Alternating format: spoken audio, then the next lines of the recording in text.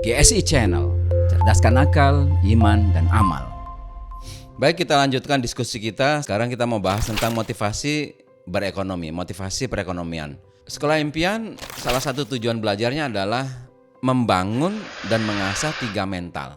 Yang pertama mental belajar, yang kedua mental ITMI, Islamic Technology Mindset Installation, dan yang ketiga adalah mental K2AM. K2AM itu singkatan dari kreativitas, kompetitif, inovasi, antisipasi, dan monetisasi. Nah, yang mental mampu menghasilkan uang dari produk mereka atau monetisasi ini menuntut sedikit pemahaman tentang ekonomi. Itulah sebabnya di level 2 di mata pelajaran hadis karakter building, kemudian sejarah technopreneurship dan startupologi, ini masalah perekonomian sedikit dikaji. Tapi pembicaraan diskusi tentang perekonomian ini mengambil perspektif Islam. Jadi kalau boleh saya bilang, ya kita ajarkan ekonomi syariah. Maka kalau kita punya kajian motivasi berekonomi itu punya perbedaan dengan misalkan bahasan di luar tentang motivasi berekonomi. Di sekolah impian saya menyampaikan motivasi berekonomi itu ada 5. Yang pertama, motivasi untuk survive, untuk bertahan hidup. Ya, manusia butuh makanan, butuh pakaian, sandang, pangan, papan, itu simpelnya ya. Jadi manusia yang masih berjuang untuk makan, bisa makan setiap hari, bisa tidak telanjang setiap hari, ada tempat berteduh setiap hari, itu artinya dia baru di level 1. Dia survive tuh untuk bertahan hidup. Kemudian level 2 ini naik sedikit, itu keinginan untuk kaya, keinginan untuk mengumpulkan materi yang banyak. Kalau yang tadi, yang nomor 1 tadi sekedar untuk bertahan hidup aja, nggak ada bayangan untuk numpuk harta, belum ada. Dia berjuang untuk bisa hidup. Sekarang makan, besok bisa makan, bulan depan bisa makan, tahun depan bisa makan. Itu aja tuh targetnya tuh, survive gitu. Tapi kalau pendapatan sudah banyak, dia bisa menabung, dia mulai tuh berpikir tentang menumpuk harta, mendapatkan harta lebih banyak lagi. Karena dia udah gak mikirin makan dia udah gak mikirin busana dia udah gak mikirin tempat ya. Dia bisa menabung dan mungkin belanja kebutuhan yang di atas sekunder. Ada kebutuhan primer, ada kebutuhan sekunder ya. Misal, kan ada keinginan, ada kebutuhan. Handphone itu apakah keinginan atau kebutuhan?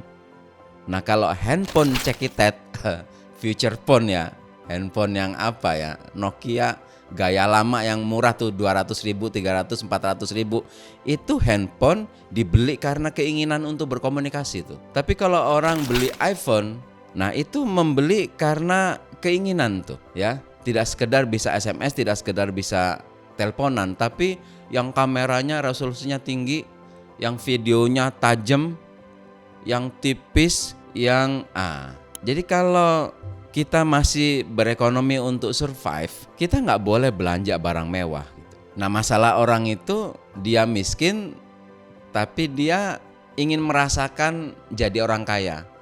Orang miskin pura-pura kaya. Gajinya di total secara logika dia nggak mungkin beli handphone 25 juta gitu. Tapi karena tren, karena tuntutan pergaulan, dia ngebet beli iPhone 25 juta, akhirnya dia kredit. Nah, di sini problemnya. Kalau sudah kredit terlibat hutang, maka dia akan kesulitan bisa menabung. Dan setelah dia tidak bisa menabung, itu masalah akan bertubi-tubi tuh. Maka seharusnya orang berekonomi itu juga harus memikirkan leveling dengan baik dan benar.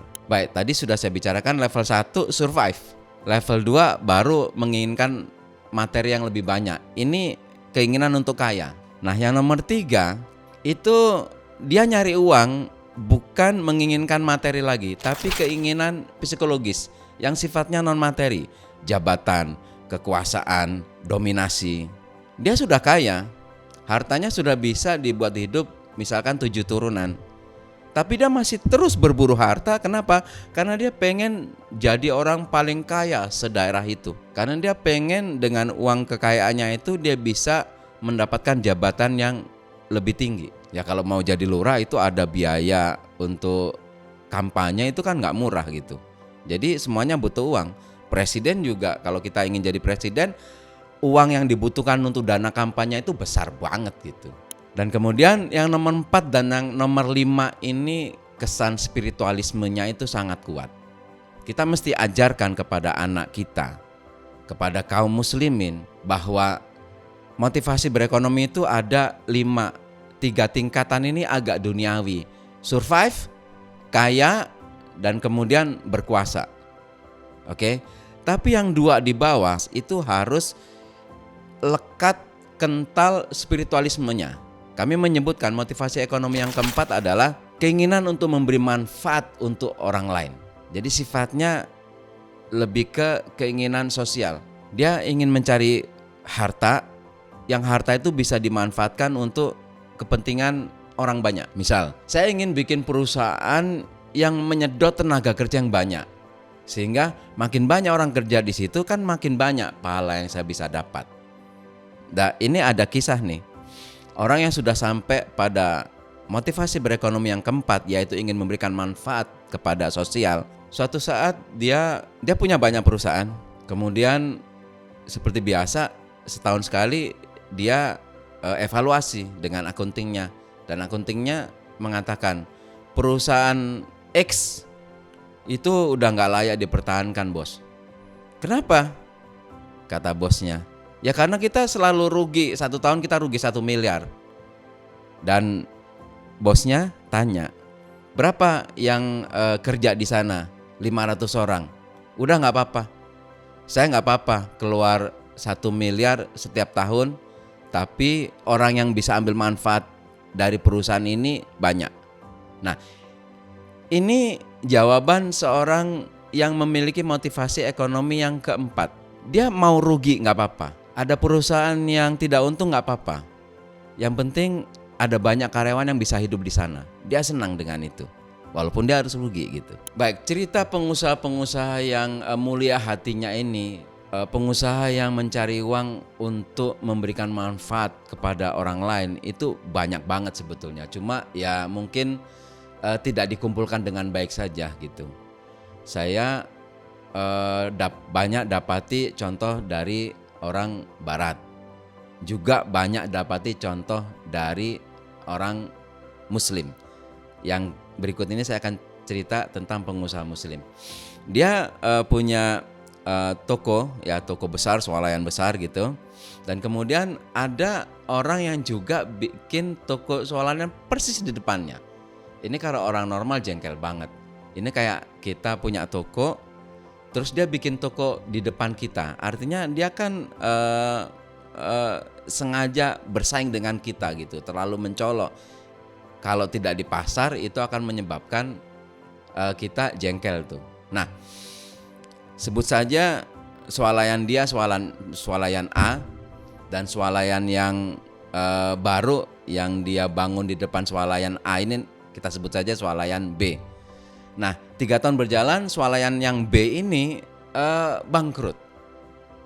Pemilik swalayan A yang pengusaha yang baik ini, dia mendengar dia akan bongkar swalayannya, kemudian dijual, kemudian dia pergi dari sana. Dan pemilik swalayan A ini datang ke pemilik swalayan B dan dia bertanya, apa yang terjadi? Kemudian pemilik swalayan B mengatakan, kami rugi karena bla bla bla. Tahu apa yang diperbuat oleh pemilik swalayan A? Dia meminjamkan uang kepada swalayan B untuk memperbaiki kinerja agar swalayan itu bisa tetap bertahan. Ini adalah motivasi ekonomi yang keempat. Kita kumpulkan uang untuk memberikan manfaat secara sosial kepada orang lain. Nah, ini motivasi ekonomi yang keempat, yaitu keinginan untuk memberikan manfaat kepada orang lain. Nah, sekarang motivasi ekonomi yang tertinggi, yaitu saya pengen mengumpulkan harta untuk umat, untuk agama ini. Saya pengen kaya, kemudian uang saya bisa saya wakafkan untuk bangun pondok pesantren. Uang saya bisa saya sumbangkan ke partai Islam yang membawa ideologi agama, misalkan. uang saya bisa saya sumbangkan ke Palestina yang sangat membutuhkan. Nah, ini motivasi yang tertinggi, yaitu motivasi mencari uang, mencari harta untuk membela agama dan umat dan kaum muslimin. Nah, ini motivasi berekonomi gaya sekolah impian. Beda kan? Demikian. Wassalamualaikum warahmatullahi wabarakatuh.